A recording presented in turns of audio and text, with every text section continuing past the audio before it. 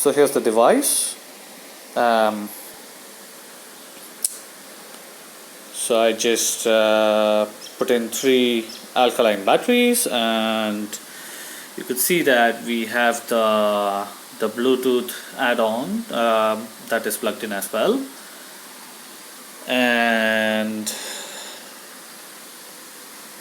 so you can see the mouse pointer there,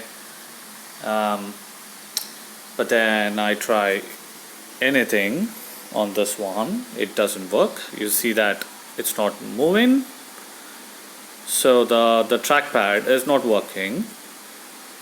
Let's try the right mouse button. I've tried that, it's not working.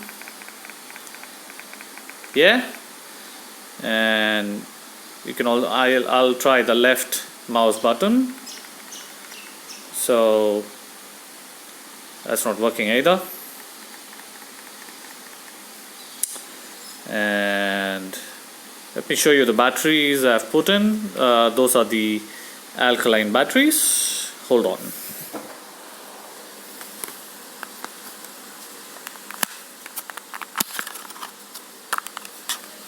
There you go.